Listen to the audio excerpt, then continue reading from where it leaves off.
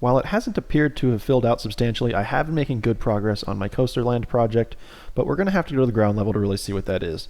So let's talk over in this water section with this previously unnamed blue coaster. It is now called the Kraken because of one of the prominent features, and I believe that the coaster train is going to get there in a second. I've also added some block section modes here, and I really do appreciate those because it allows you to run 2 trains at once, and it also increases the safety factor. And I'm just going to get into the ride camera quickly while we have a chance. So you can also see that I've added all of this mountain around. We're going to get into the interesting section here.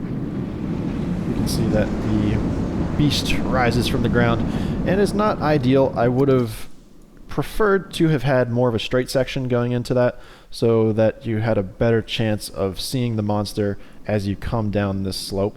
But I did the coaster first and then added in the scenery, so there wasn't really a good way to do that after the fact. So talking more about the block sectioning, you can see that we have 2, well, not right now because it goes underground a lot, but there are 2 trains going.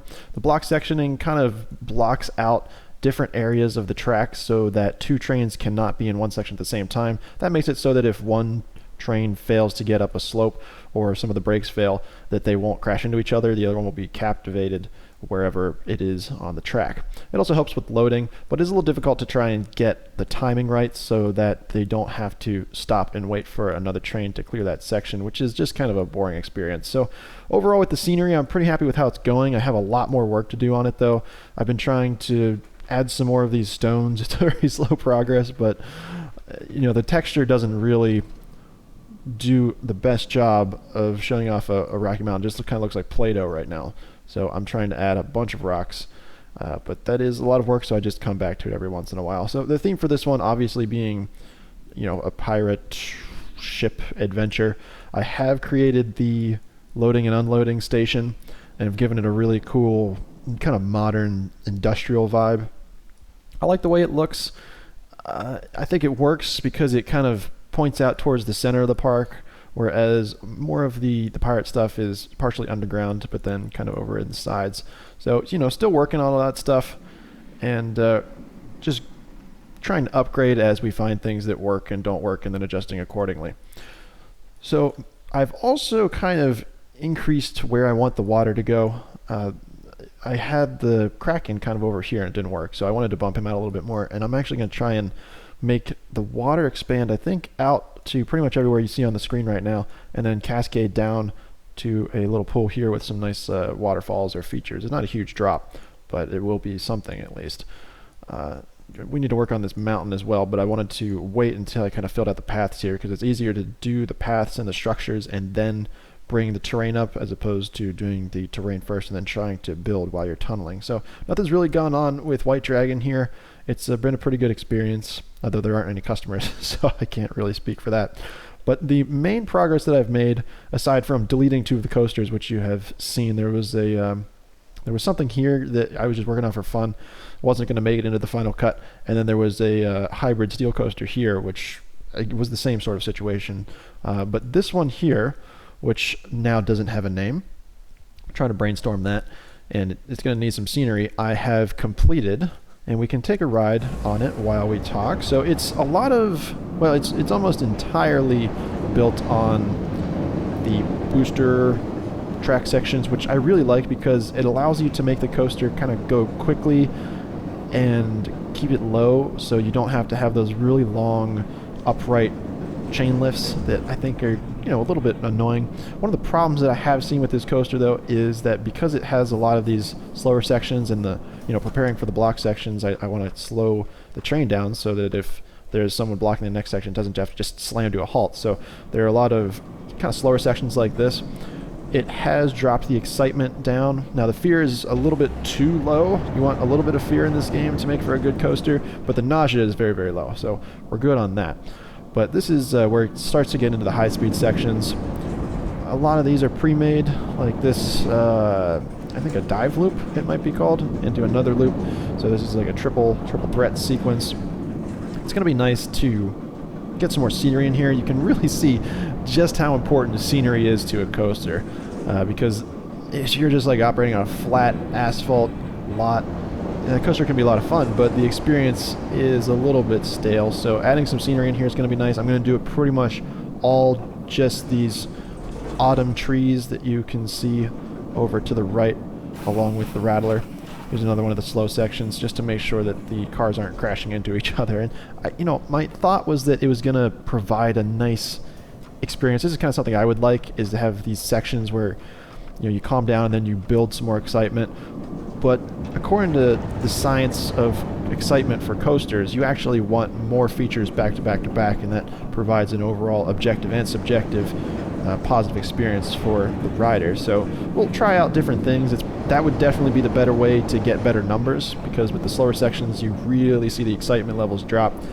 And this is an example of a coaster that I thought would be interesting without really taking too much of the game's numbers into account. So this section here is a little too banked. I wanted to unbank it, but I ran out of space. There's actually no way for me to smooth that out because of the way that I placed the station. So here it finally ends, and we do have a tiny little chain lift section just to get it back up into the station. And I really like the way that it starts off. We didn't really get to see that, so I'll let it go through the station. But I like the way when roller coasters just start at a drop as opposed to have to go around a little curve and then wait on a chain lift. To me, this feels like it's just getting straight into the action, and I appreciate that. And you know, we'll probably have a better sense of speed when I add some closer scenery elements. It'll be kind of like you're tunneling through the trees, so I think that will be a pretty cool project to be working on. It's nice having the coaster done. I maybe need to do some more smoothing, maybe right there, but overall it's pretty much there. So that is this guy. I've been working a little bit on the monorail too. I moved some stuff, and I actually now want to try and move this underground, because as you come into the park, you're now just going to see this monorail section. You can hear right behind me these dueling coasters, which I've been trying to work on. It's very difficult. I actually filled out pretty much this entire bottom section with the dueling coasters, but I don't really love what kind they are. They cannot invert, and they can't really do huge slopes, so it's just supposed to be high speed, and I didn't build that first chain lift high enough. And it is really hard to build not on a grid system in this game, trying to do precise angles to get them to kind of mirror each other, as well as make sure that the speeds on them are pretty similar. So that's been really tough. I've been going back and forth with that, and I don't know if it's going to last. But this one here, which we can hop on next, is another example of a coaster that I worked on fairly quickly, and I don't know if it's going to stick around. It's a combination of this vertical chain lift and some LSM sections, which are these magnetic launch acceleration sections. It stands for linear synchronous motor. And I like the look of this, but you can kind of tell I did not spend as much time on it as I probably should have. A lot of it just isn't smooth. It's kind of jerky. The elements, to me, don't really seem as though they fit together well. Now, it's a decent coaster. I guess I'm half done with it. It's very long despite that. But if it were to just end right before the long section that does nothing, this would get really a good score for excitement, fear, and nausea. So it's technically a good coaster. I don't know. It just doesn't feel right. Especially some of these sections. I don't like the Cobra Loop, which was the one right after the LSM launch section.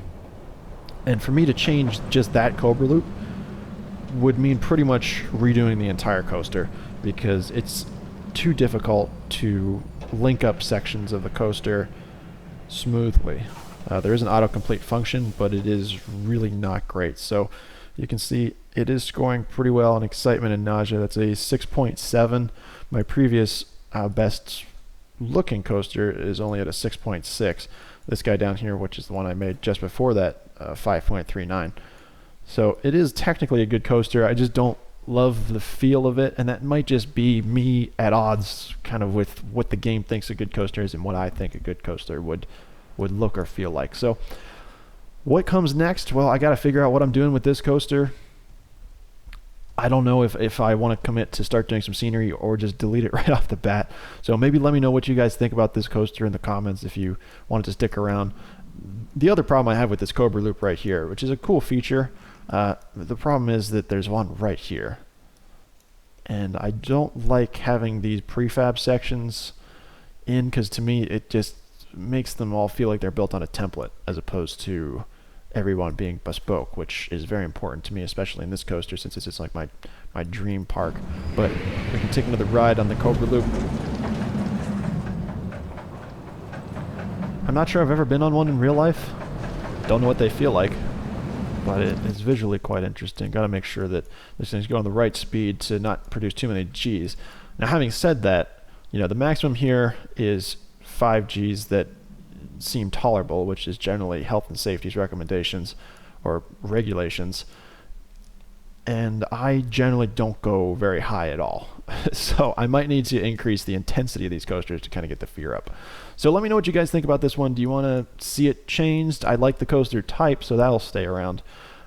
Or should I just scrap it and try something new entirely? So making awesome progress in here. Really happy with kind of figuring out what I want to keep and what's next. A lot of scenery work to do on here, which will be fun. Fun, or you know, just a project to do. I guess engaging is a better word. So thank you guys for watching this. I would love to hear some of your suggestions or your thoughts on it, and if you are doing anything like this of your own, maybe let us know and we can you know, all pool our ideas together. So again, thanks for watching this video, and I'll see you in the next one.